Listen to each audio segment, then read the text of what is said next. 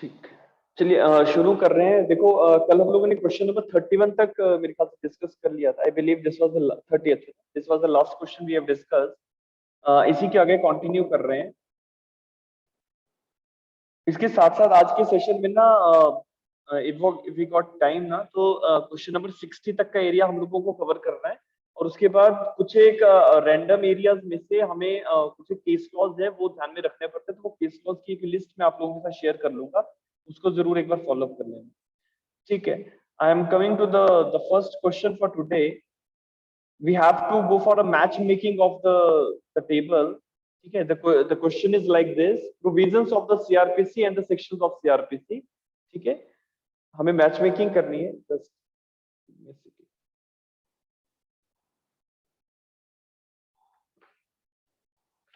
yeah, so the first option is the service of summons on corporate bodies in society।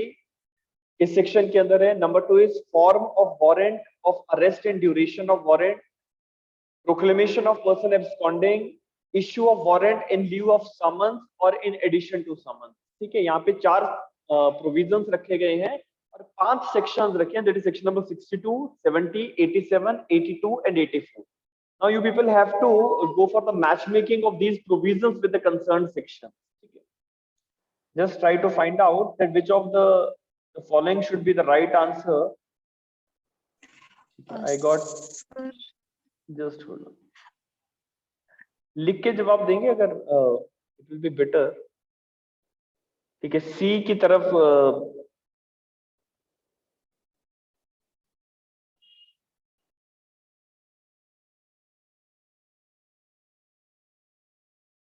ठीक है, section 63 की बात की जा रही है। ठीक है, ठीक है, चलो देयर इज शायद क्वेश्चन में कुछ टाइपोग्राफिकल एरर हो सकता है, but apart from that try to find out the suitable answer. ठीक है, try to find out the suitable answer. ठीक है, Sushmita is giving the answer that is B and other one are saying that it should be the C option. देखो this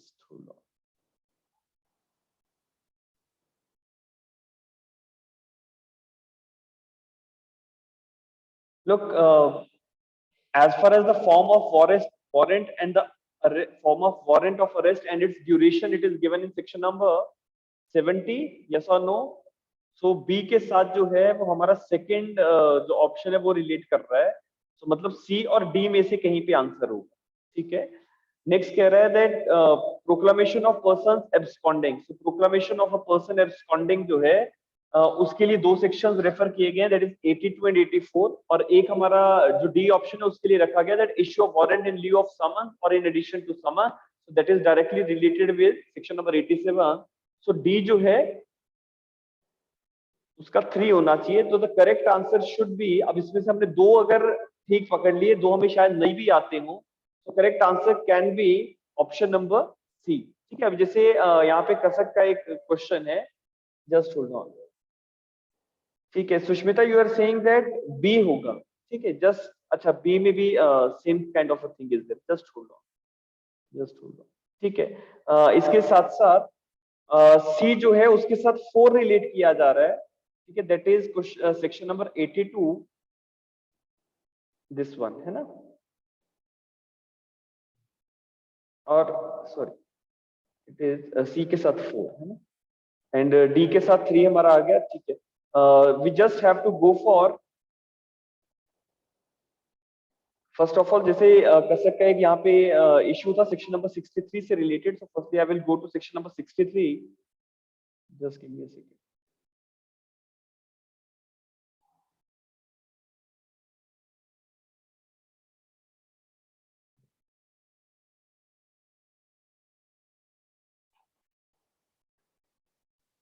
ठीक है, देखो section number 63 के अंदर ना service of summons on the corporate bodies and societies की बात है। So as far as the question is concern, there is a typographical error we can say कि यहाँ पे सेक्शन नंबर 62 की जगह it should be section number 63। now as far as Sushmita is concerned, Sushmita you are saying that B should be the right answer because B में जो proclamation की जो बात रखी गई है, प्रोक्लामेशन की जो बात की गई है लाइक दिस।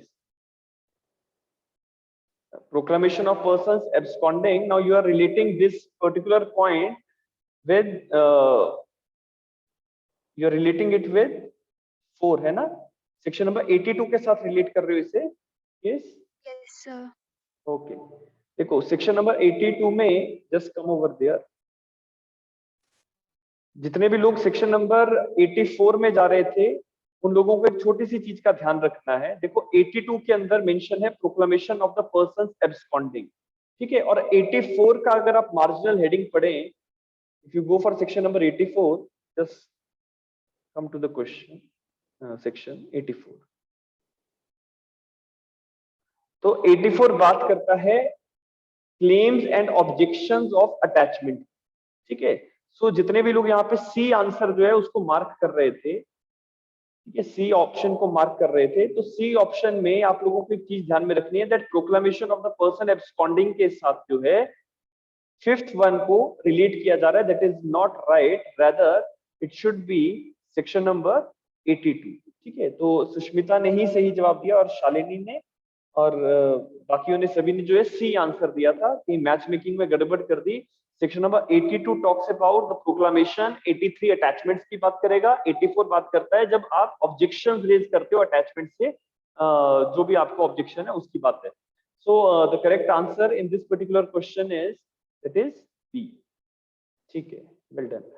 चलिए coming to the next one, ठीक है. अगला जो क्वेश्चन है, I believe that it has been discussed earlier also. The warrant of arrest issue under section under CrPC shall remain in force until it is executed or until it is cancelled by the court issuing it, either A or B or only A. बहुत ही कैसे आप ध्यान से question को पढ़ के जवाब दीजिए, ठीक है. क्या लिखा है सेक्शन नंबर 70 को याद करें और क्या लिखा हुआ है. The warrant of arrest issue under CrPC shall remain in force until it is executed or until it is cancelled by the court issuing it, ठीक है. सो हमारे वारंट जो है वो तब तक इनफोर्सेबल रहते हैं जब तक या तो वो एग्जीक्यूट ना हो जाए या जब तक वो कोर्ट के द्वारा कैंसिल ना किए जाए. तो इधर A and B is the right answer. Coming to the next one, ठीक है. अगला सवाल पढ़ेंगे that who is empowered to direct a preliminary inquiry under section 159 of the CrPC. Who is empowered to direct a preliminary inquiry under section 159.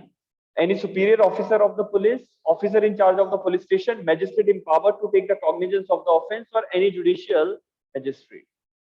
Yes, section 159 याद करिए. 159 याद करो. 159 में क्या है? Yes sir. सेक्शन 159 कब अप्लाई होगा पहले उस पे जाओ, ठीक है. That point of time you will get to know कि 159 के अंदर जो इंक्वायरी कंडक्ट करवाई जाती है वो क्यों करवाई जा रही है. जनरली जो सेक्शन 159 के अंदर प्रिंसिपल है वो कुछ इस तरह से है कि अगर पुलिस ऑफिसर्स मैजिस्ट्रेट को जब अकरेंस रिपोर्ट सबमिट करते हैं, whenever the police officer will submit the occurrence report to the magistrate and they are saying that we are not going to investigate the case, ठीक है. आपने FIR launch किया, FIR launch करने के बाद आपको इमीडिएटली मजिस्ट्रेट को occurrence report भेजना पड़ता है और अकरेंस रिपोर्ट पे पुलिस ऑफिसर्स ने ये लिख दिया that we don't find any prima facie facts in the case and thereby we are not going to conduct the investigation. तो जब ऐसी रिपोर्ट पुलिस ऑफिसर जो है वो मजिस्ट्रेट को सबमिट करेंगे तो मजिस्ट्रेट जो है उस पे प्रीलिमिनरी इंक्वायरी कंडक्ट कर सकते हैं खुद, या फिर अपने किसी सबऑर्डिनेट मजिस्ट्रेट को ऑर्डर दे सकते हैं कि वो व्यक्ति जो है कंसर्न केस में जो भी सबऑर्डिनेट मैजिस्ट्रेट है वो यहाँ पे क्या करे, प्रीलिमिनरी इंक्वायरी कंडक्ट करे. So A should not be the answer, B should also not be the answer to this particular question. Rather, it is the magistrate who is empowered to take the cognizance of the offense. He can order the preliminary inquiries. Okay. Coming to the next one, question padhiye, that is under section 133, the power of the magistrate to order for the removal of the nuisance extends to, okay, which of the following is there in section number 133 of CRPC. That is any lawful obstruction from any public place or from any way, river or channel used by the public conduct of any trade or occupation on the keeping of goods or merchandise injurious to the health or physical comfort of the community. The next one is construction of any building or disposal of any substance likely to occasion conflagration or explosion, and these all of the above. Section 133 के अंदर जब हम conditional orders pass करते हैं public nuisance को remove करने के लिए, सो वो ऑर्डर्स जो हैं किन चीजों को रेगुलेट करेंगे, कल भी 133 का जिक्र आया था। I have stated to you people that 133 के अंदर the parameters which are being given we have to follow that, and इस क्वेश्चन में जो आंसर है आपका that should be D answer, that is all of the above. 133 regulates each and everything. Conditional orders can be passed by the concerned magistrate, that is DM, SDM or any executive magistrate empowered. तो इस तरह के orders जो है वो पास किए जा सकते हैं, ठीक है। So option number D is the right answer. Most of you have given the answer, that is D. चलिए अगले सवाल पे आते हैं। Let us see what kind of question is there. ठीक है, सवाल है an officer receiving information regarding the commission of a cognizable offence need not to investigate the matter. सवाल है कि जब भी किसी ऑफिसर को इंफॉर्मेशन किसी कॉग्निजेबल ऑफेंस के बारे में मिलती है वो किन परिस्थितियों में इन्वेस्टिगेशन जो है वो नहीं करेगा। Number one, when the information as to the commission of the offense is given against any person by name and the case is not serious in nature. If it appears to the officer in charge of the police station that there is no sufficient ground for investigation. Number three is if it appears to the magistrate that if it appears that the accused is minor, and the last one is both A and B are correct. ठीक है, so what should be the right answer? Yes. कहां से question कहां से आ रहा है? Question आ रहा है आपका सेक्शन नंबर 157 से। 157 से क्वेश्चन है that in what cases the police officers are not going to investigate the case. The correct answer of this particular question is option number D, that is A and B both are correct.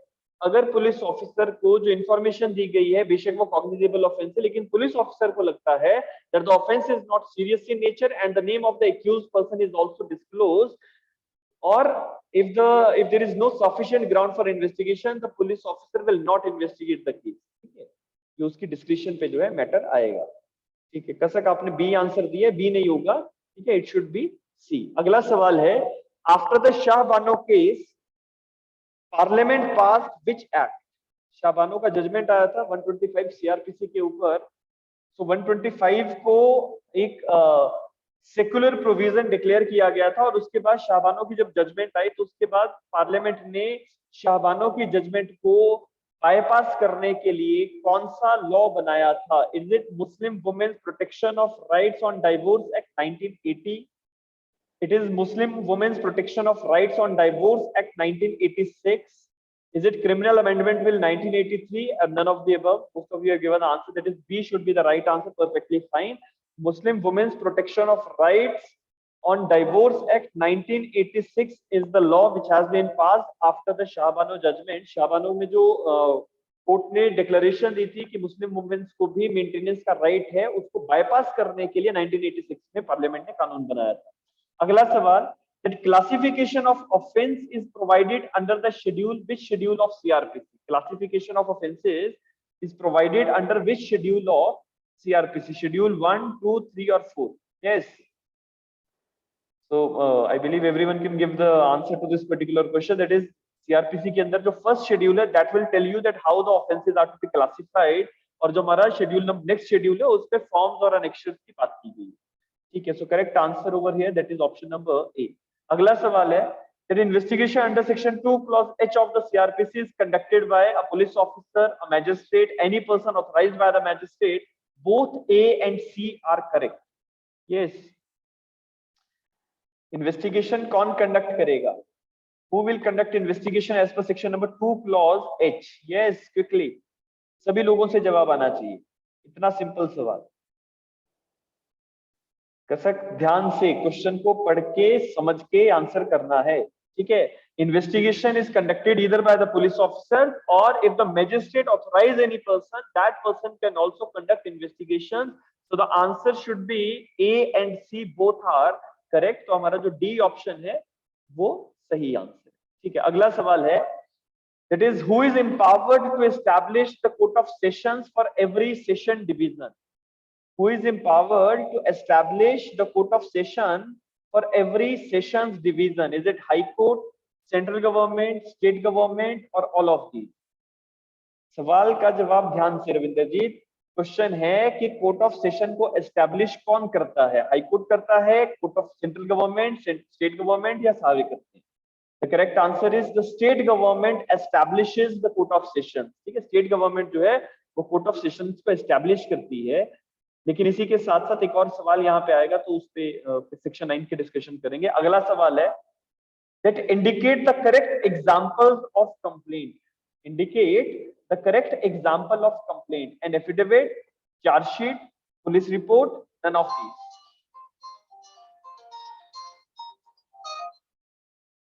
Yes, the right answer should be, most of you are giving the answer that is A. Sushmita कह रही है sir D होना चाहिए, none of these.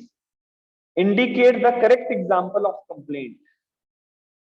Indicate the correct example की बात की जा रही है। complaint कैसे बनता है, कौन बनाएगा, that all are different things. हमें सिर्फ ये बताना है कि complaint इनमें से कौन सी चीज हो सकती है।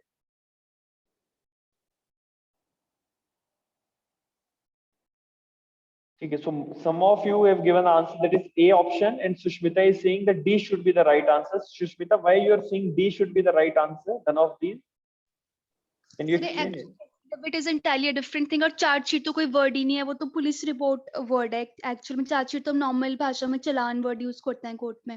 तो सर इसमें तो सिर्फ पुलिस रिपोर्ट डिफाइंड है, और कंप्लेंट भी एंटायरली डिफरेंट चीज है, इसलिए मैं इसको डी में फॉल करवा रही हूँ। ठीक है, देखो जब भी हम क्रिमिनल कोर्ट्स के सामने कंप्लेंट मूव करते हैं, so as a practical aspect the complaint is to be supported with an affidavit of the parties. So जब भी आप एक जर्नल एफिडेविट जो है कोर्ट के अंदर सबमिट करते हैं, so that can also be considered to be a complaint. ठीक है, जहां तक चार्जशीट की बात है, देखो कंप्लेंट और चार्जशीट दोनों अलग अलग चीजें। जहां तक पुलिस रिपोर्ट की बात है, पुलिस रिपोर्ट और चार्जशीट जो है somehow both the things are to be regulated as per section number 173 of the CRPC, but an affidavit can be used in the journal sense। ठीक है, एफिडेविट जो है आम भाषा में हम कहीं पे भी यूज कर लेते हैं, लेकिन हमारी जो कंप्लेंट्स होती हैं वो भी एफिडेविट के थ्रू सपोर्ट करके हम कोर्ट्स में पेश करवा लेते हैं। So as far as the concerned question is there, so in the given options we can say an affidavit is the correct example of a complaint। affidavit को हम जब कोर्ट में सबमिट करेंगे तो that can be said to be affidavit। जैसे आप कह रहे हैं ना, एक बहुत अलग चीज है। ठीक है, affidavit दो तरीके से देखा जाता है।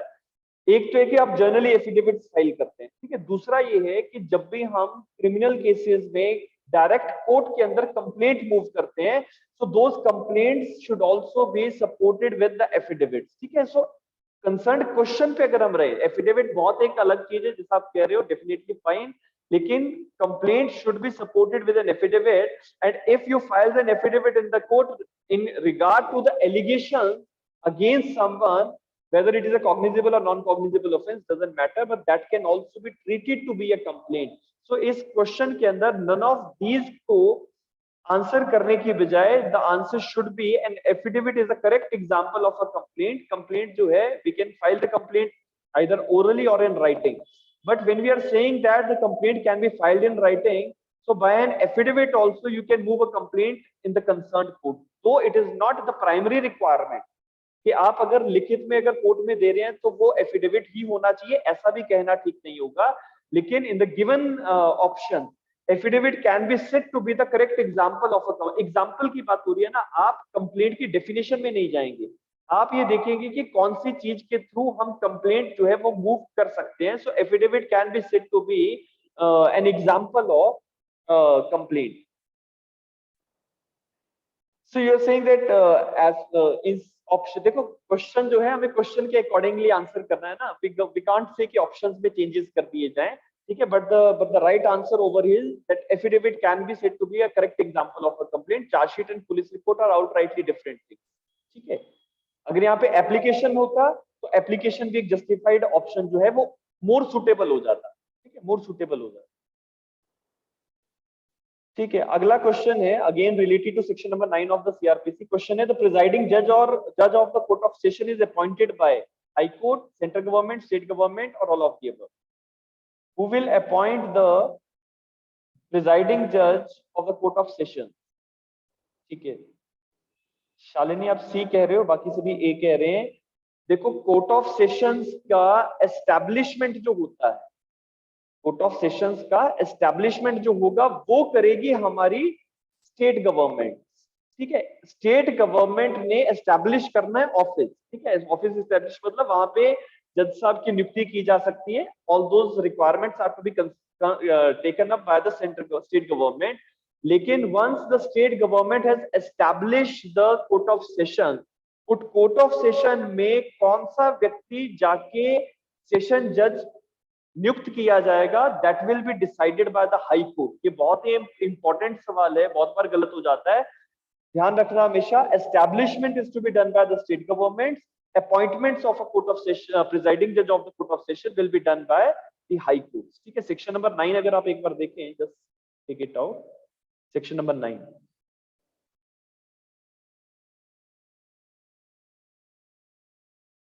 देखो, सेक्शन नंबर 9 के अंदर लिखा है the state government shall establish the court of session in every sessions division. Number 1 पहला सवाल हो गया। और दूसरा सवाल यहां से, every court of session shall be presided over by a जज appointed by the high court. तो यहां से आपका दूसरा सवाल बना। Is it clear? Yes Shalini? Yes, sir. ठीक है, coming to the next one.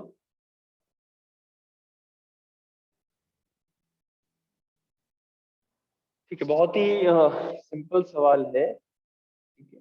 The chief judicial magistrate may not pass the sentence of imprisonment for a term exceeding 12 years, 10 years, 7 years or 3 years. Yes, quickly. CJM जो है उनकी maximum power कितनी है? That is, most of you have given the right answer. That is 7 years. 7 साल से ज्यादा की punishment हमारे CJM साहब जो है वो नहीं दे सकते। अगला सवाल, which section deals with the aid to the magistrates and police? Which section deals with the aid to the magistrates and police? Is it section number 36, 37, 38 or 39? कौन सा आपके सीआरपीसी के अंदर प्रावधान है जो ये कहता है कि हर व्यक्ति को अगर मजिस्ट्रेट या पुलिस डिमांड करें तो अपनी हेल्प जो है वो देनी पड़ेगी? Most of you are giving the answer A, some of you are giving B, some of you are giving C. Factual सवाल है, गलती होने की संभावना बहुत ज्यादा है, लेकिन कर सकते मेंशन भी कर दिया सर 38 होना चाहिए। You just go to section number 37, section number 37 निकालिए और फिर देख लीजिए 38 में क्या है। ठीक है, पहले 37 पढ़ेंगे फिर 38 में। 37 कह रहा है public went to assist magistrates and police. Public went to assist magistrates and police. Every person is bound to assist a magistrate और a police officer demanding his aid, कि अगर कोई भी व्यक्ति, जैसे लिखा ना, इन टेकिंग और preventing the escape of any other person home such magistrate of police is authorised to arrest. अगर कोई भी व्यक्ति कस्टडी में है, भाग रहा है, या उसको भागने से रोकने के लिए अगर मजिस्ट्रेट या पुलिस ने अगर उसे अरेस्ट कर रखा है, तो हम वहां पे किसी व्यक्ति की जो एड है, हेल्प है, वो ले सकते हैं। इन द प्रिवेंशन और suppression of the breach of peace, कोई भी व्यक्ति अगर शांति भंग कर रहा है तो उस दौरान हम मजिस्ट्रेट या पुलिस जो है किसी भी इंडिविजुअल की हेल्प जो है वो ले सकती है। And last one is in the prevention for the injury attempted to be committed on railway, canal, telegraph और एनी अदर पब्लिक प्रॉपर्टी। 38 के अंदर जो कॉन्सेप्ट है वो ये है, aid to a person other than the police officer executing warrant. Aid to a person other than the police officer executing warrant. देखो, अगर किसी भी पुलिस ऑफिसर को वारंट एग्जीक्यूट करने के लिए दिया गया हो, ठीक है, तो पुलिस ऑफिसर एग्जीक्यूट करेंगे। लेकिन अगर किसी दूसरे व्यक्ति को, जनरली तो पुलिस ऑफिसर्स को वारंट दिए जाते हैं एग्जीक्यूशन के लिए, लेकिन अगर किसी तीसरे व्यक्ति को वारंट एग्जीक्यूशन के लिए दिया जाए तो वो तीसरा व्यक्ति आपकी हेल्प लेने के लिए आ सकता है। उसकी बात हो रही है when the warrant is directed to a person other than the police officer. Police officers की तो बात ऊपर हो ही गई है, तो तीसरे व्यक्ति, जैसे मान लो कोर्ट ने आपको एक वारंट दे दिया एग्जीक्यूट करने के लिए कि फलाने व्यक्ति को अरेस्ट करके लेके आओ, तो आप अगर उस वारंट को एग्जीक्यूट कर रहे हैं तो आपको अगर किसी की हेल्प चाहिए तो वो व्यक्ति ड्यूटी बाउंड हो जाएगा आपको हेल्प देने के लिए। That is written in section number 38। Is it clear? तो आपका जो राइट आंसर है, that answer should be section number 37। ठीक है, रविंद्र जीत भी बाद में सी पे आ रही है, सी नहीं है answer, the answer is B. ठीक है, दैट इज सेक्शन नंबर 36। 36 के अंदर तो कुछ और ही बात है। ठीक है, 36 बात करता है कि जितने भी हमारे पुलिस के सुपीरियर ऑफिसर होते हैं उनके पास सारी वो पावर्स होती है जो एक स्टेशन हाउस ऑफिसर के पास होती है। ठीक है, 36 उसकी बात करता है। नेक्स्ट क्वेश्चन है that warrant case is one relating to an offense punishable with death, imprisonment for life, imprisonment for a term exceeding 2 years, or all of the above. Yes, quickly, जल्दी से जवाब आ जाना। ठीक है, now some of you are giving the answer C, some of you are कसक ने D जवाब दिया है। अरे बंधुओं, सोच समझ के जवाब दो, C क्यों कर रहे हो? वारंट केसेस में वो सब केस आ जाते हैं in which the imprisonment is exceeding 2 years और इम्प्रिजनमेंट फॉर लाइफ और डेथ, तीनों ही सिचुएशंस हैं। ठीक है, come to the definitions and then you will get to know what is written. Just इतने सिंपल सवाल गलत कर जाते हो जल्दबाजी में, जल्दबाजी नहीं करनी। देखो वारंट केस क्या लिखा है सेक्शन नंबर 2 क्लॉज X के अंदर, case which is punishable with the death, imprisonment for life, or imprisonment for a term exceeding 2 years. So this should be the right answer. That is option number D.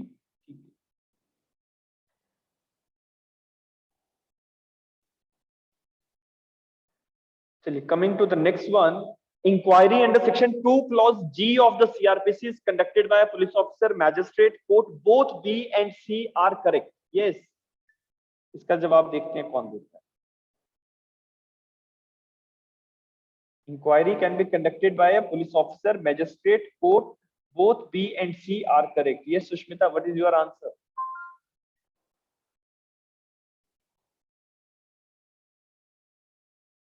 ठीक है, so most of you are giving the answer D और सुष्मिता का अलग से answer आया, that is B should be the right answer. You come to the definition of inquiry. हाँ, अब D हो गया, पढ़ाई कर ली क्या साथ साथ? देखो सेक्शन नंबर 2 क्लॉज G के अंदर इंक्वायरी का बात की गई है, लिखा है every inquiry other than a trial can be conducted under this code by the magistrate और कोर्ट। तो दोनों की ही बात है, दोनों की ही बात है। ठीक है, कोर्ट और मैजिस्ट्रेट दोनों ही इंक्वायरीज जो है वो कंडक्ट करवा सकती हैं। Inquiry does not means that the magisterial functions only, rather the broader ambit of the inquiry is bit very wider। ठीक है, बहुत ज्यादा वाइडर सेंस में हम इस इंक्वायरी वर्ड को यहाँ पे लिखते हैं। मैजिस्ट्रेट्स तो जनरली इंक्वायरी ज्यादातर केसेस में कंडक्ट करते ही हैं, लेकिन बीच में कभी कोर्ट को भी, court means the court of sessions, assistant session जजेस एक्सेट्रा, उनको भी बीच बीच में इंक्वायरीज कंडक्ट करनी पड़ सकती है। ठीक है, coming to the next question. ठीक है, अगला सवाल जो है that is related with the warrant cases, summons cases, sorry. Question है आपका that summons case means a case relating to a warrant case, relating to a case having death penalty, relating to an offense not being a warrant case, or all of the above. What are the summons cases? ठीक है, most of you have given the I think right answer, that is C. ठीक है, that warrant summons cases are those cases which are not relating to or which are not being a warrant case. ठीक है, अगला सवाल है complaint under section number 2 clause D of the CRPC should be orally made, in writing, orally or in writing, by an affidavit. Yes, complaint should भी लिखा है, should भी।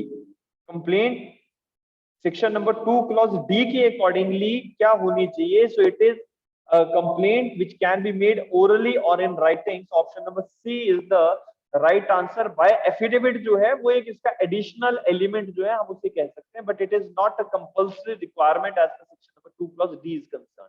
अगला सवाल, bailable offence means an offence which is shown bailable in the first schedule, any offense which is made bailable under any other law for a time being in force, any offense which is shown in the second schedule, and D is A and B both are correct. ठीक है, what should be the right answer as far as the bailable offenses are concerned? Yes.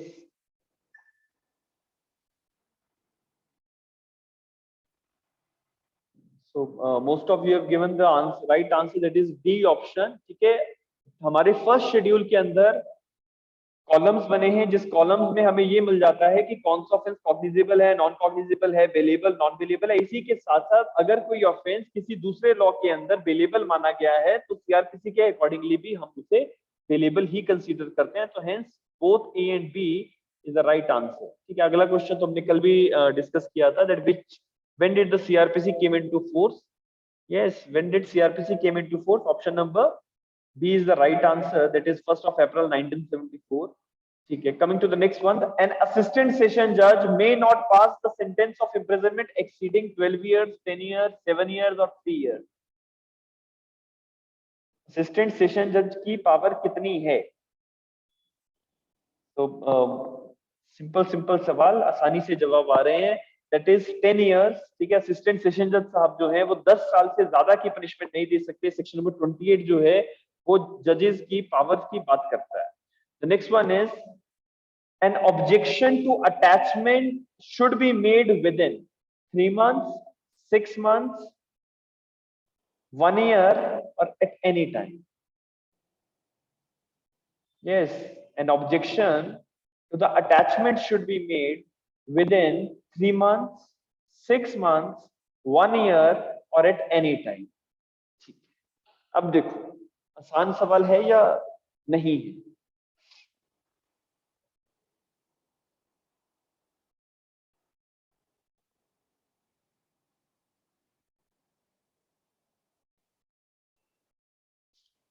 What is the time period within which the objection can be raised by a person?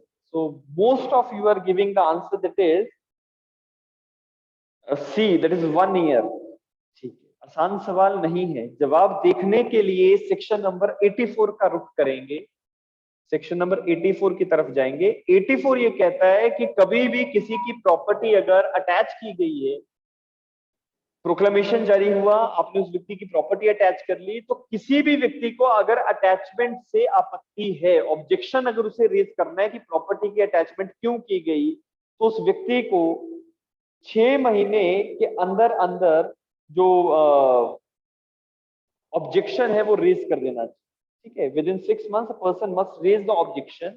ठीक है, और अब यहाँ पे मैं छोटे छोटे पॉइंटर्स आपको बता देता हूँ सेक्शन नंबर 84 से जो रिलेट करेंगे। नंबर 1 इज, ठीक है, पहली जो चीज है सेक्शन 84 के अंदर इंपॉर्टेंट है, number 1 is if any person wants to raise the objection other than the proclaimed offender, yes, so that person can raise objection within the period of 6 months, पहली चीज। दूसरा कि अगर किसी भी व्यक्ति ने ऑब्जेक्शन रेज किया and thereafter if the claim is disallowed, जैसे मान लो प्रॉपर्टी जो है उसको अटैच करने का ऑर्डर पास हुआ, लेकिन मैं इस तरह से अगर समझाऊं कि ये मिस्टर ए है, मिस्टर ए एक एक्यूज्ड था, एक्यूज्ड के अगेंस्ट कोर्ट ने प्रोक्लामेशन को इशू किया, प्रोक्लामेशन इशू करने के बाद भी ये व्यक्ति कोर्ट के सामने नहीं अगर आ रहा है, तो कोर्ट ने इसकी प्रॉपर्टी को अटैच करने का एक ऑर्डर पास कर। जब मिस्टर ए की प्रॉपर्टी अटैच की गई तो कोई व्यक्ति है, मान लो एक्स नाम का, वो कहता है कि ये प्रॉपर्टी ए की नहीं है, this property belongs to me, तो एक्स नाम के व्यक्ति को 6 महीने के अंदर अंदर from the date of attachment within 6 months ही has to raise the objection before the concerned court. जब 6 महीने के अंदर ऑब्जेक्शन इसने रेज कर दिया और मान लीजिए इसका ऑब्जेक्शन जो है वो डिसअलाउ हो जाता है कि कोर्ट इसके ऑब्जेक्शन से एग्री नहीं करती, तो इस व्यक्ति को अब सिविल सूट फाइल करना पड़ेगा। सिविल सूट फाइल करके ये प्रॉपर्टी पे अपने जो राइट्स हैं, जो इसका टाइटल है, उसकी डिक्लेरेशन करवा सकता है, और सिविल सूट फाइल करने के लिए इसके पास जो समय है वो है 1 साल का समय। Within 1 year this person can file a civil suit in the civil court to declare the title over the property और right over the property. And 1 year जो है ये कब से शुरू होगा? From the date of disallowing the objection of the concerned person. Is it clear to everyone? जब भी ऑब्जेक्शन आपने रेज किया तो ऑब्जेक्शन रेज करने की लिमिटेशन है 6 महीना। 6 महीने के अंदर आपने ऑब्जेक्शन रेज किया, आपका ऑब्जेक्शन या तो अलाउ हो जाएगा या डिसअलाउ होगा। इफ इट इज डिसअलाउड तो आपको अपना राइट एस्टैब्लिश करवाने के लिए सिविल कोर्ट का रुख करना पड़ेगा, and civil court will decide your right. Civil court के पास जाने के लिए आपके पास कितना समय है? 1 ईयर। ये 1 ईयर का टाइम शुरू कब से होगा? Not from the date of proclamation, rather from the date on which the order has been made। ठीक है, चलिए coming to the next one.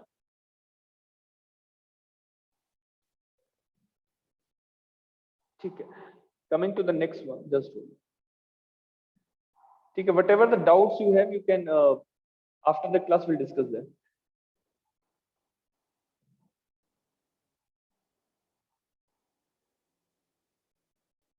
ठीक है, नेक्स्ट क्वेश्चन है that CRPC follows the procedure to be followed in every inquiry under IPC, every trial under IPC, every investigation under IPC, or all of the above।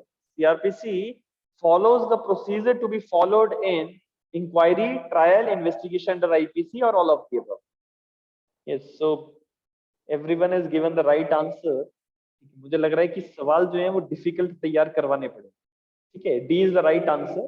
ठीक है, देखो कुछ एक question flat रहेंगे, some of the question will be bit tricky over here. ठीक है, दोनों को ही मैनेज करना है। अगला सवाल, sessions divisions consist of a district, half of the district, districts both A and C. Session division consist of a district, half of the district, districts और both A and C. Session division किस चीज से बनेगा? ठीक है, एक district से बनेगा, डिस्ट्रिक्ट से बन सकता है, एक से ज्यादा जिले हो सकते हैं, बोथ ए एंड सी, या हाफ ऑफ द डिस्ट्रिक्ट, ये आधा जिला ही सेशन जज साहब को दिया जाए।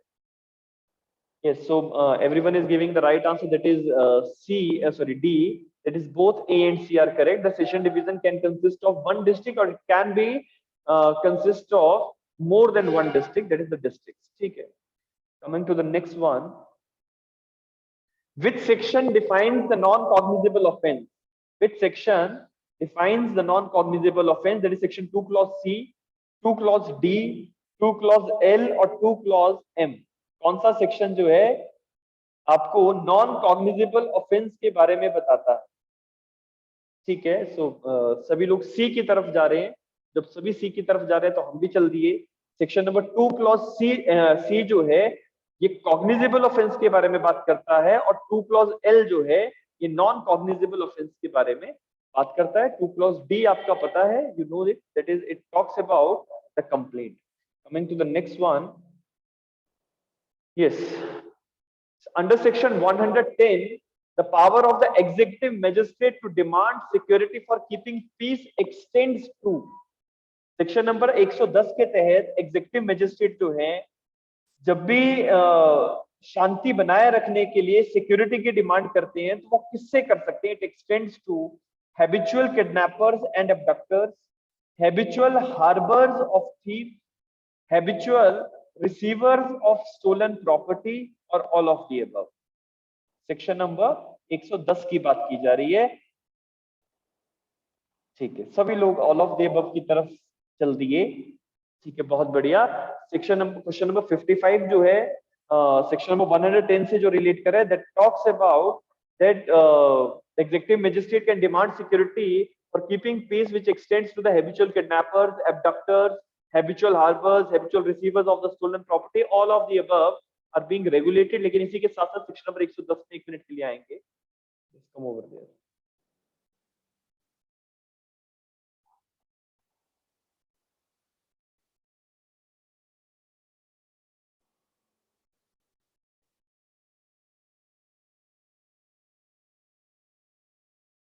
The area which is being there in till section number 106 से लेके 110 तक का जो एरिया है, that is very very important।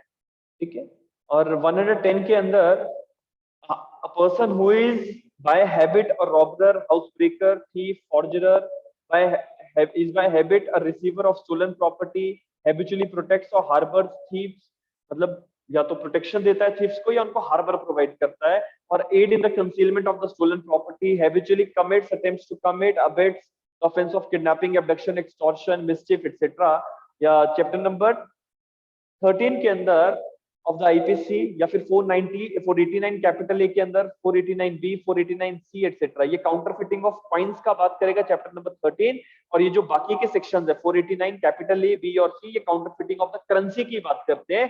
सो इन सारे ही, या habitual offender for the offence of breach of peace etcetera, तो ये जितने भी लोग हैं इन सभी से हम जो सिक्योरिटी है वो जमा करवाने के लिए बोल सकते हैं। कौन करवाएगा? एग्जीक्यूटिव मजिस्ट्रेट करवाएगा। जो बॉन्ड इनसे भरवाया जाएगा, that bond will be of how much time? Yes, जो इनसे बॉन्ड भरवाया जाएगा वो कितने समय का मैक्सिमम हो सकता है। Very important, written in the last of the section लिखा हुआ है that such magistrate in any manner hereinafter provided require such person to show cause why he should not be ordered to execute bond with sureties for his good behavior for a period not exceeding 3 years। तो ये जो आपका 3 साल का maximum time है, इसको भी ध्यान में रखना है। ठीक है, यहाँ पे सेक्शन नंबर 106 से लेके 110 तक का एरिया जो है, इसमें 3-4 चीजें जो एग्जामिनर पूछ लेता है। नंबर 1 इज कि कौन से मजिस्ट्रेट्स बॉन्ड भरवा रहे हैं। नंबर 2, कितने समय का बॉन्ड भरवाया जा रहा है। एंड नंबर 3 इज कि किस सेक्शन में किस तरीके की बात जो है वो रखी गई है। तो ये और सारे ही सेक्शन 106 से लेके 110 तक सारे ही सेक्शन इंपॉर्टेंट है। चलिए, coming to the next one.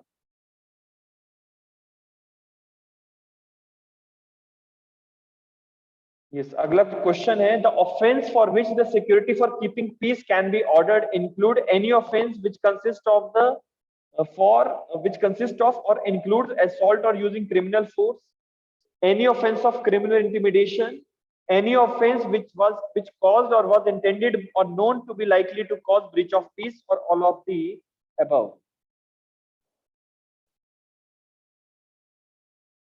Yes, question number 56 का answer, the offenses for which the security for keeping peace can be ordered include which of the following offenses? Okay, so most of you are tilted towards option number D. Yes, सभी D answer दे रहे हैं। Section बताएगा कोई? Any one of you?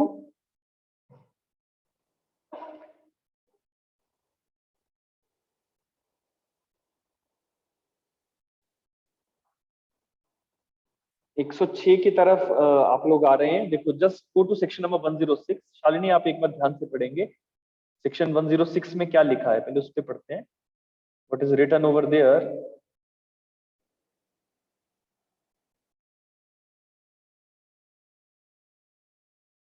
या देखो, section 106 के अंदर जो पहली इंपॉर्टेंट चीज है दैट इज कि कोर्ट ऑफ सेशंस या फिर कोर्ट ऑफ द मैजिस्ट्रेट, ठीक है, मैजिस्ट्रेट ऑफ फर्स्ट क्लास। ये पहला ही यहाँ से 106 से जो सबसे कॉमन सवाल है वो यही आता है कि 106 का जो बॉन्ड है वो कौन भरवाएगा। नंबर 2, 106 का जो बॉन्ड है वो अगर किसी व्यक्ति को हमने किसी ऑफेंस में कन्विक्ट किया है तो कन्विक्शन के दौरान उससे वो बॉन्ड जो है वो भरवाया जा रहा है। किस ऑफेंस के लिए the person is being convicted etcetera, तो लिखा हुआ है that the court of session or the magistrate of first class convicts a person for an offense specified in subsection 2। तो ये जो सबसेक्शन 2 के अंदर ऑफेंसेस हैं या ऐसे ऑफेंस का अबेटमेंट किया गया है, तो ऐसे व्यक्ति से हम क्या करेंगे? बॉन्ड साइन करवाएंगे। We will take a security from such person, और ये जो बॉन्ड भरवाया जाएगा it can be to the maximum period of 3 year. ठीक है, 3 साल तक का ये मैक्सिमम बॉन्ड हो सकता है। जिसमें कौन कौन से ऑफेंसेस आ रहे हैं? offenses punishable under chapter number 8 of the IPC other than the offense of 153 capital A, B and 154. Any offense which consists of assault, criminal force, mischief, any offense of criminal intimidation or any other offense or which was intended or be known by likely to cause breach of peace। तो ये सारे ही जो offenses हैं जो section 2 के अंदर रखे गए हैं, अगर किसी व्यक्ति ने ऐसा offense किया है तो उससे हम बॉन्ड भी भरवा सकते हैं। बॉन्ड का मैक्सिमम पीरियड कितना? 3 साल। कौन भरवाएगा? इधर द कोर्ट ऑफ सेशन और the judicial magistrate of first class. अगर कभी इन केस अपील में कन्विक्शन जो है वो सेट असाइड हो जाता है। बहुत इंपॉर्टेंट सवाल जो यहाँ से दूसरा बनता है सबसेक्शन 3 से लिखा है, if the conviction is set aside on appeal और otherwise the bond so executed shall become void. तो आपको सवाल आ सकता है कि अगर मान लो अपीलेट कोर्ट ने कन्विक्शन को सेट असाइड कर दिया तो क्या बॉन्ड जो है वो इन्फोर्सेबल रहेगा या बॉन्ड जो है वो वॉइड हो जाएगा? The answer is bond will be जो भी बॉन्ड आपने एग्जीक्यूट किया था वो वॉइड हो जाता है। और इसी के साथ साथ जो भी एपिलेट कोर्ट की पावर्स हैं वो सेम पावर्स हमारी रिविजनल कोर्ट्स के पास भी रहेंगी। And order under this section में आल्सो बी मेड, मतलब कि जैसे आप बॉन्ड साइन करवा रहे हैं या फिर एपिलेट कोर्ट ने, आपने बॉन्ड साइन करवाया, केस अपील में गया, एपिलेट कोर्ट ने कन्विक्शन को सेट असाइड कर दिया और साथ के साथ बॉन्ड के जो था इनवैलिड डिक्लेयर किया, तो एपिलेट कोर्ट अगर ऐसा कर सकती है तो सेम ये पावर हमारी रिविजनल कोर्ट जो है, रिविजनल कोर्ट कौन सी होगी क्रिमिनल केसेस में? Yes, quickly, which of the court is a revisional court as far as the CRPC is concerned? Revision की पावर्स किसके पास है? यस, क्विकली, रिवीजन की पावर क्रिमिनल प्रोसीजर कोड के अंदर किसके पास है? रिवीजन की पावर, सुरेंद्र जी, रिवीजन की पावर, रिवीजन की पावर हमारे मैजिस्ट्रेट के पास नहीं है। रिवीजन की power is there only to the high court and to the court of session. Section number 399 और सेक्शन नंबर 401 दोनों ही रिवीजन की बात करता है। एक कोर्ट ऑफ सेशन की बात करेगा, section number 399, and section number 401 will talk about the power of revision of the high court. ठीक है, चलिए coming to the next question. Just ठीक है, अगले सवाल का देखते हैं जवाब कौन देता है। लिखा है which section deals with the search for persons wrongfully confined? Which section deals with the persons wrongfully confined? Section number 95, 96, 97, 98। Factual सवाल है, दर्शक ध्यान से सेक्शन नंबर 96 और 97 का डिफरेंस देखो क्या है। Which of the sections deal with the persons wrongfully confined? Section number 97 is the right answer. 96 जो है वो सही जवाब नहीं है. So we are just going into the brief reading of these particular sections. Just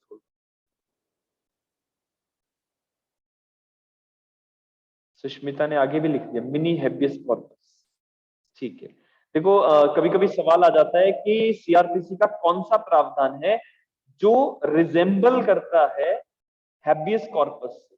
ठीक है, सो सेक्शन नंबर 97 हमारे सीआरपीसी के अंदर ऐसा सेक्शन है जो हैबियस कॉर्पस जैसा दिखता है। It is not the habeas corpus, rather it appears to be. ठीक है, मिनी हैबियस कॉर्पस कह रहे हो, मिनी नहीं कहेंगे, rather it resembles to the habeas corpus. कभी भी जब डीएम को, that is district magistrate, sub divisional magistrate और the magistrate of first class को ऐसी किसी इंफॉर्मेशन का पता लगता है जिसमें उन्हें ये बताया जाता है कि किसी व्यक्ति को कन्फाइन करके रखा गया है and the confinement amounts to an offence. बहुत इंपॉर्टेंट है कि कन्फाइनमेंट जो है वो हमारे आईपीसी के 342 वाला पनिशेबल कन्फाइनमेंट होना चाहिए। ठीक है, confinement which amounts to an offence.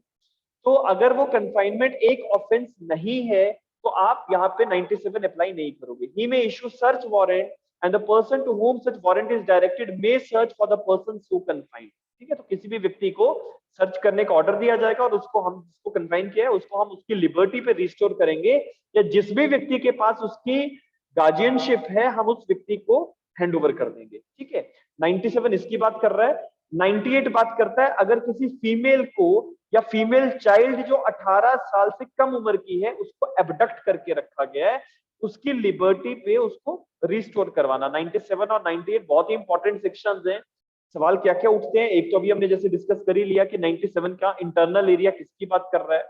Number 2 is 97 को मिनी हैबियस, मिनी तो नहीं मतलब it resembles to the habeas corpus. 97 के साथ साथ एक और जो सवाल उठता है वो ये that who can order the search of such persons to DM, SDM or any magistrate of first class।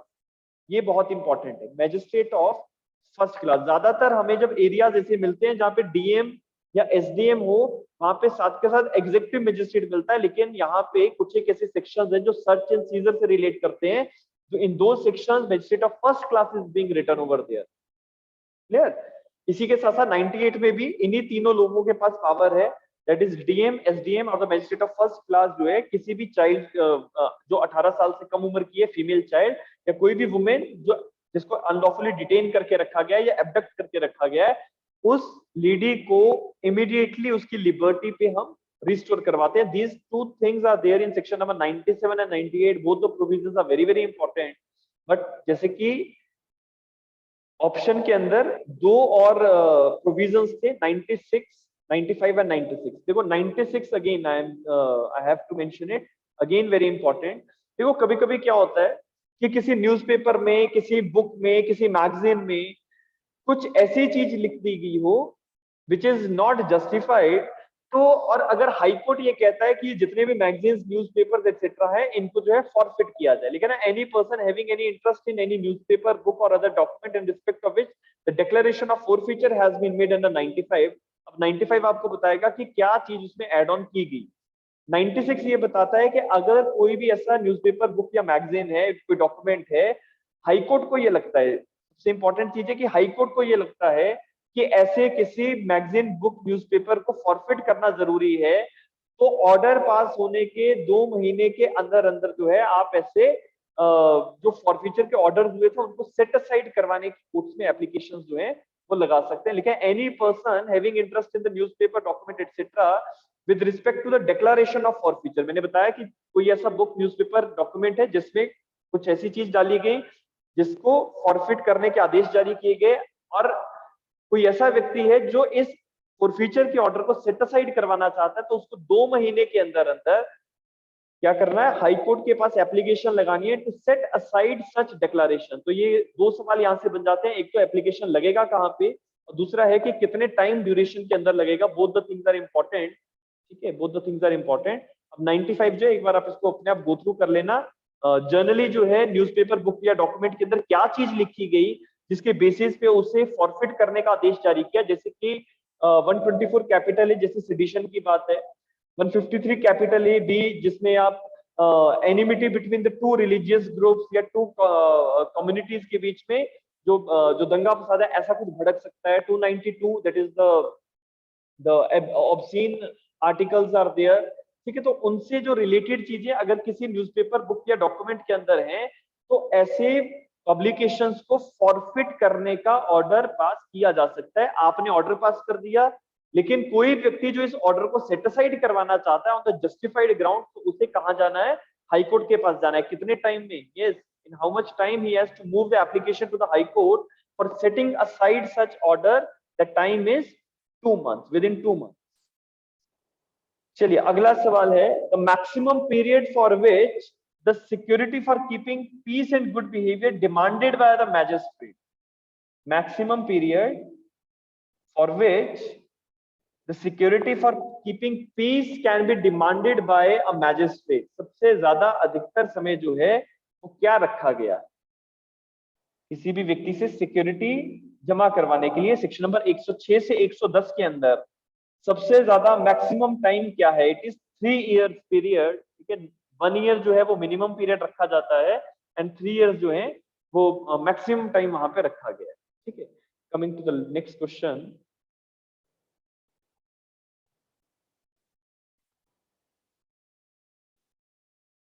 ठीक है, अगला क्वेश्चन है, under section 98 regarding the abduction of a female child, the complaint has to be in writing, orally or in writing, on oath, or none of the above. Yes, now who will give the right answer? Under section 98 regarding the abduction of a female child, the complaint has to be in writing, orally or in writing, on oath, or none of the above. सोच समझ के जवाब. ये वो वाली complaint नहीं है section 2 clause D वाली. ठीक है, शालिनी ने और आई बिलीव शिखा ने ऑन ओथ आंसर दिया है. Sushmita is saying that it should B in writing. बाकी लोग बेरेक्ट देख रहे हैं. यस, सेक्शन नंबर 98 के अंदर लिखा है a complaint made on oath. On oath, ठीक है, ऑन ओथ है आंसर. ठीक है, सीआरपीसी में बेरेक्ट में जो लिखा है हम उसी को फॉलो करें. ठीक है, तो आंसर इज सी. चलिए नेक्स्ट क्वेश्चन है, the reciprocal arrangements for assistance with other countries is provided under chapter 6 7, 7A और चैप्टर नंबर 8। थोड़ा सा दिमाग लगा लो कि बहुत सिंपल आंसर जो है वो निकाल लोगे। ठीक है, reciprocal arrangements for the assistance with other countries is provided under chapter 6, 7, 7A और चैप्टर नंबर 8। यस, शालिनी ने आंसर दिया है, that is it should be chapter number 7A। And what about other people? ठीक है, सी आंसर मेरे पास आ रहा है, C answer is perfectly fine. आप लोग चैप्टर नंबर 7A को अगर देखें, गो टू द चैप्टर। ठीक है, देखो हमारा सेक्शन नंबर 105 कैपिटल ए के बाद एक नया एरिया शुरू हो गया। सेक्शन नंबर 105 कैपिटल ए से डेफिनेशन आ रही हैं और चैप्टर का हेडिंग है reciprocal arrangement for the assistant in certain matters and procedure for attachment and forfeiture of the property. तो जनरली क्या है, देखो मैं आपको बताता हूँ, यहाँ पे ये जो एरिया है ना रेसिप्रोकल अरेंजमेंट्स वाला, ये हर केस में अप्लाई नहीं होगा। अदर कभी कभी क्या होता है, जैसे कि आपके cross border offences, cross border offences की अगर मैं बात आपको समझाऊं तो like we can say the offences of money laundering, offences of hawala transaction, offences related to cross border terrorism. तो ऐसे ऑफेंसेस में most of the time certain evidences are in the one country and the other evidences are in the other country.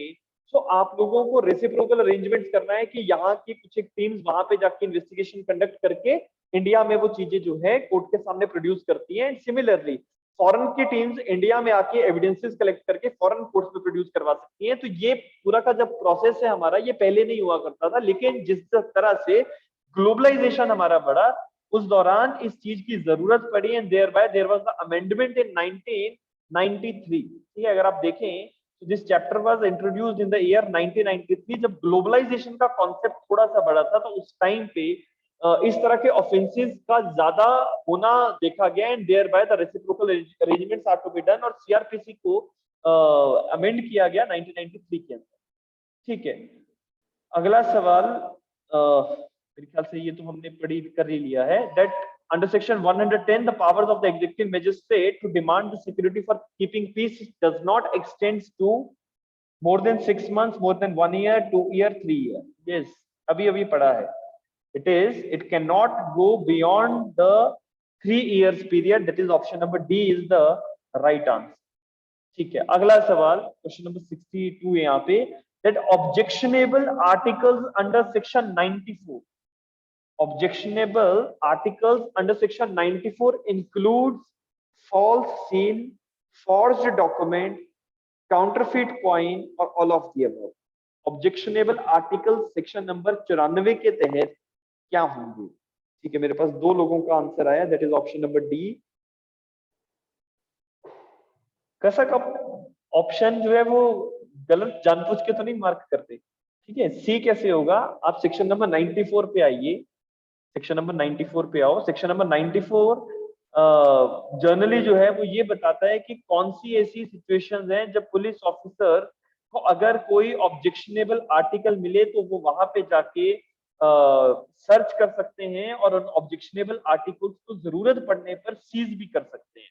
ठीक है, और उन्हीं objectionable articles में subsection number 2 जो है वो सारे के सारे ऑब्जेक्शनेबल आर्टिकल्स की लिस्ट मेंशन करता है, जिसमें लिखा गया है that objectionable articles to which this section applies are counterfeiting coin, pieces of metal made in contravention of the Metal Tokens Act 1889, counterfeit of currency, counterfeit stamps, forged document, false seal, objectionable object, obscene objects under section 292, and instruments or materials used for the production of any article mentioned from clause A to है। मतलब ऊपर जो clauses हैं उनको बनाने के लिए जो भी चीजों का प्रयोग किया जा रहा है उनको भी जरूरत पड़ने पर सीज किया जा सकता है। तो these are generally considered to be the objectionable articles as per section number 94। ठीक है, दो तीन सवाल और कर लेते हैं। Question number 63 indicate the correct statement in regard to section number 98। सही स्टेटमेंट निकालना है, सही statement, correct statement. Complaint made on oath, correct और इनकरेक्ट? करेक्ट। ठीक है, कंप्लेंट ऑफ एब्डक्शन और अनलॉफुल डिटेंशन ऑफ वुमेन और female under 18 year, correct. Correct sir. Next, executive magistrate order for the restoration of such women, the answer is incorrect. ठीक है, ये गलत है, ये गलत है, क्योंकि एग्जीक्यूटिव मजिस्ट्रेट के पास कोई पावर नहीं है। पावर किसके पास है? DM, SDM and GM 1C के पास है। सो लास्ट ऑप्शन है A and B are correct. तो last option should be the right answer, that is both A and B are correct. चलिए, second last question for today. Question है, while drafting CrPC which of the following basic consideration has not been kept in mind? CrPC को बनाते समय कौन सी चीज को ध्यान में नहीं रखा गया? Fair trial, avoidance of delay in the investigation और trial, fair deal to the poorer section, none of the above. Yes, Sushmita ने बहुत जल्दी से जवाब दिया है और बाकी लोग ठीक है, 2-3 आंसर्स मेरे पास आ गए। That is option number D should be the right answer. Perfectly fine. देखो, हमारा जब 1973 का सीआरपीसी बनाया गया, 1973 का, तो इस लॉ के अंदर जो लॉ कमीशन की रिकमेंडेशंस थी, उनके हिसाब से जो प्राइमरी रिक्वायरमेंट थी वो यही थी कि एक तो फेयर ट्रायल चलाया जाए, जिसको लेके बहुत सारे प्रोविजंस रखे गए और बहुत सारी अमेंडमेंट्स भी होती रही।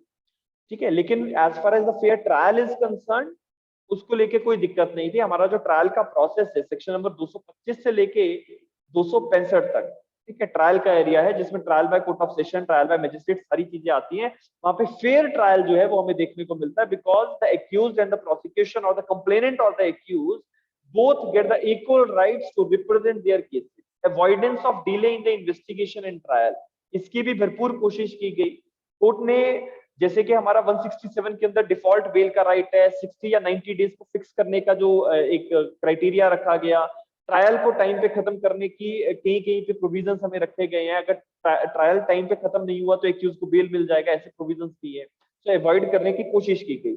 Fair deal to the poor section of the society 304 के अंदर आ जाएगा कि आप अगर कोई भी इंडिजेंट पर्सन है, the person who can not hire an advocate, तो उसके लिए लीगल एड की सुविधा जो है वो भी उपलब्ध कराएगी। So the answer should be option number D, that is none of the above. Last question for today.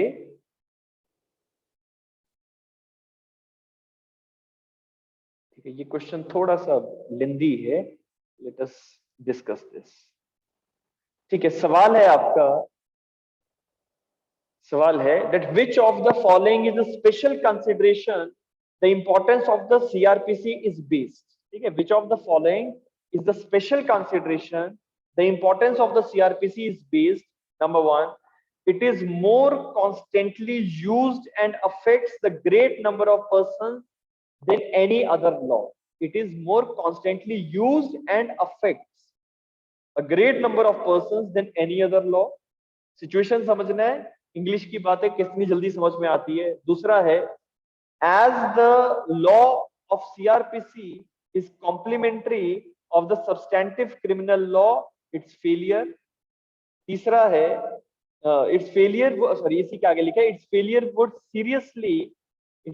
would seriously affect the substantive criminal law, which in turn would be considerably affect the protection that it gives to the society. Third है both A and B. D है आपका only B but not A. तो आपको जो option number A और B है, सिर्फ इन्हीं को समझना है कि इनका मतलब क्या है। ठीक है, शालिनी ने आंसर दिया, I think that is D should be the answer.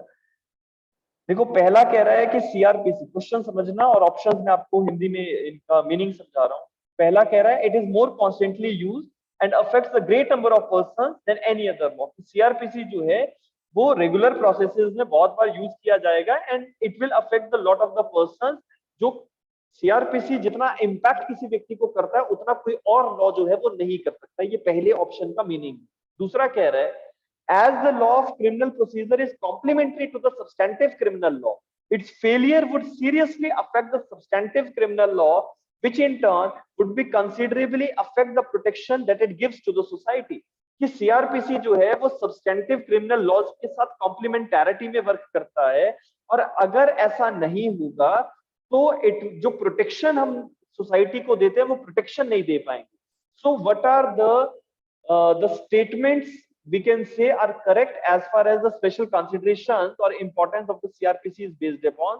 The right answer is C, that is both A and B are perfectly fine as far as this particular question is concerned. ठीक है, अब ये सवाल जैसे इस तरह के आते हैं, सिर्फ इसका जो ऑप्शन है उसका हिंदी का मीनिंग समझना है और देखना है कि जिस लॉ की हम बात कर रहे हैं उस लॉ की पॉलिसी के साथ ये सिचुएशंस मैच करती हैं या नहीं करती हैं. So this is all about for today's session. ठीक है, अभी I think it is 8:45 है ना. तो बाकी का एरिया जो है वो कल डिस्कस करेंगे. आई बिलीव सेट नंबर 1 के अंदर बाकी के जो क्वेश्चंस है वो कल पॉसिबली खत्म हो जाए. हम लोग 1 आवर की क्लास में, वैसे तो आज 1 घंटा 15 मिनट का हो गया, लेकिन 1 आवर की क्लास में अप्रोक्सीमेटली 30 क्वेश्चंस के आसपास ही डिस्कस कर पाते हैं. ठीक है, तो जैसे कि इस सेट के अंदर 90 क्वेश्चंस मैंने डाले हुए हैं, प्रोवाइडेड कल मैं कुछ और ऐड ना कर दूं. ठीक है, तो पॉसिबिलिटीज आर देयर कि कल ये वाला सेट हमारा जो फर्स्ट सेट है ये शायद ओवर हो जाएगा. उसके बाद सर्टेन मुझे जजमेंट देनी थी, but now it is quite late है ना, तो वो कल कर लेंगे. ठीक है, चलिए. ये सुष्मिता आपका डाउट था, वो पूछ, क्या डाउट? सर मैंने बस एक ही क्वेश्चन पूछना था. जो टेस्ट पोस्ट हुआ था ना, उसमें से बस एक ही क्वेरी थी सर, वो समझ नहीं आया मुझे. मतलब मैं क्वेश्चन बताती हूँ. सर वो वाला नहीं था, A steals B's gold watch from B's safe and on seeing some person. हाँ, ठीक है, मैं समझ गया. शालिनी का भी सेम क्वेश्चन से ही सवाल था, उसको भी डिस्कस कर लेते हैं. क्या डाउट क्या है इसमें, ये बताओ. सर मुझे तो मतलब दो चीजों में कंफ्यूजन था. थेफ्ट तो साफ साफ बन रहा है, लेकिन फिर एक्सटॉर्शन भी, क्योंकि उसमें वो लेकर भाग भी रहा है उसको, मतलब और फिर स्टोन भी. ठीक है, देखो, as far as the technicalities of the extortion is concern, वो अप्लाई नहीं हो पाएगी. Sorry, the technicality of that robbery, extortion नहीं बनेगा वो. ठीक है, एक्सटॉर्शन नहीं बनेगा because the person has taken the gold watch from that person's position, he is running now. ठीक है, तो यहाँ पे कहीं पे भी एक्सटॉर्शन नहीं आएगा. एक्सटॉर्शन में you gave a fear to the other person and then dishonestly you induce the other person to deliver the property. तो ये एक्सटॉर्शन नहीं है. जो सेकंड वाला जो इसको ऑप्शन जो क्वेश्चन था ना, जो 6th वाले में बी था, ठीक है, उसमें एक्सटॉर्शन आएगा ना. ठीक है, रॉबरी की बात करें ना, देखो इसमें रॉबरी नहीं बन पाएगा. उसका कारण क्या है कि अगर आप सेक्शन नंबर 390 को ध्यान से समझें तो थेफ्ट रॉबरी सिर्फ तब बनता है जब a person while attempting to carry away the property, while carrying away the property, while taking away the property. ठीक है, तो जब वो प्रॉपर्टी को लेके वहां से जा रहा है, उस दौरान अगर वो कोई fear of injury etcetera cause करता है, then it will amount to robbery. इस सिचुएशन में था क्या कि उस व्यक्ति ने प्रॉपर्टी जो है वो छोड़ दी, and he is not taking away or carrying away the property, and he is not effecting the retreat with the property, and hence we can't put it into the technicalities of the offense of robbery. ठीक है, तो उसको robbery में लेके जाना technically थोड़ा सा मुश्किल है, but rather it will be the offence of theft only. ठीक है, क्योंकि आप अगर हम अलग ऑफेंस से उसको चार्ज करेंगे, क्रिमिनल फोर्स वहां पे से चार्ज करेंगे उसको. हाँ, देखो आपने, क्योंकि ये थेफ्ट रॉबरी में कन्वर्ट तो नहीं हो पाया. ठीक है, क्योंकि रॉबरी की जो अपनी रिक्वायरमेंट्स है वो कुछ और है. Number 2 is because it is merely the offence of theft. और थेफ्ट के लिए तो आप उसको लायबल करोगे ही करोगे, बट उसके बाद जो कुछ भी उसने किया, like he has applied criminal force or if he has caused hurt or grievous, whatever the situation is reflecting, we have to answer accordingly. ठीक है, but as far as whether this theft will be converted into the offense of robbery, the answer should be no. ठीक है, the reason is क्योंकि जब आप section number 390 के first paragraph को, जो थेफ्ट बिकम्स रॉबरी की बात आती है, तो वहां पे अगर आप इंटरनली उसको पढ़ें तो you will get to know कि क्या उसमें इंपॉर्टेंट जो रिक्वायरमेंट्स है वो रखी गई है. The person must be carrying away the property with himself, and thereby he is causing death, hurt or wrongful restraint or giving the threat of instant death, etc. तब वो रॉबरी की definition में fall करता है. So technically it will not be applicable, but rather if any other offense appears to be there, वो apply हो जाएगा. Clear? तो जो पेन ड्राइव वाला एग्जांपल था उसमें तो साफ साफ मतलब रॉबरी में ही आ रहा है ना सर. वो पेन ड्राइव उसको चाकू के साथ. Which one? जो इसी का बी ऑप्शन है. Yes sir. हाँ, बी ऑप्शन में रॉबरी बनेगा. ठीक है, वहां पे एक्सटॉर्शन जो था वो रॉबरी में कन्वर्ट हो जाएगा because the threat given is of instant death, hurt और रॉन्गफुल रेस्ट्रेंट. ठीक है सर, तो जैसे मैंने इसको जबरदस्ती फॉल करवाया था फर्स्ट वाले ऑप्शन को, मतलब सेटिस्फाई, तो कितने मार्क्स कटने के चांसेस होते हैं उसके? देखो उसमें because you have not appreciated the situation in the right sense. ठीक है, तो उसमें जो मार्किंग है वो आपकी जैसे 5 नंबर का है तो उसमें 1 ही नंबर मिलेगा. ठीक है, you will not gate 2 to 3 marks, उसमें नहीं मिलेंगे, बिकॉज एग्जामिनर ने वहां पे जो क्वेश्चन में जो इशू डाला है that the person has dropped the property और he left the property and thereby he was running and then he give the he pelt stones etcetera. So वहां पे इसी चीज को आपको जो है वो अप्रिशिएट करना था, दैट इज इसको आगे से ध्यान में रखना। ठीक है, ऐसी सिचुएशंस और भी पूछी जाएंगी, कल भी आपका टेस्ट है, तो कल का टेस्ट, अभी तो फर्स्ट टेस्ट तो बहुत ही मैंने सिंपल लिया है, ठीक है, अगले जो पेपर होंगे वो थोड़े से ट्रिकी रहेंगे, तो उनपे थोड़ा सा और फोकस करना। क्वेश्चंस को लिखते समय थोड़ा छोटी छोटी चीजों का ध्यान रखना है कि जो मेन असेंस जो पूछी जा रही है क्वेश्चन में, उसी के बेसिस पे आपका आंसर जो है वो आना चाहिए। ठीक है, बाकी प्रोविजंस किसी भी क्वेश्चन का आंसर लिखते समय from mains point of view दो चीजों का ध्यान रखना है। Number 1 is understand the situation, what is being asked by the examiner. Number 2, what are the law points, and number 3, what is the reasoning for what concerned situation. ये तीन चीजों से आप जो है वो चलेंगे। ठीक है, चलिए। सो लीडर बोर्ड जो है वो अभी देखो, अभी because these are the initial stages ना, these are the initial stages, so we can't go for that leaderboard जिसको आप कह रहे हैं कि मार्किंग जो है वो करी जाए। अभी तो बहुत सारों को पहले तो सिखाना पड़ेगा कि लिखना कैसे। ठीक है, जब आपके फर्स्ट आईपीसी के 3 टेस्ट हो जाएंगे ना, thereafter I will think over this. ठीक है, अभी नहीं कर सकते, otherwise that may demoralise some persons also, तो वो ठीक नहीं है। ठीक है, अभी आप सभी को बराबर लेके आना बहुत ज्यादा जरूरी है। ठीक है, some of you might understand the question, some of you might not. ठीक है, तो लेकिन it is my responsibility to make you people to understand that how to write the answers and how to take it to the next level, तो वो जरूरी है। ठीक है, अभी मैं यहाँ पे लीडरशिप वाला कर दूंगा ना कि कौन 1 है कौन 2 है, तो वो गड़बड़ हो जाएगी। तो जो तो नंबर 1 पे है वो ओवर कॉन्फिडेंट हो जाएगा और जो लास्ट नंबर पे आएगा वो डीमोरलाइज हो जाएगा, तो दैट इज नॉट जस्टिफाइड। चलिए, thank you so much to everyone. Thank you, sir. Okay.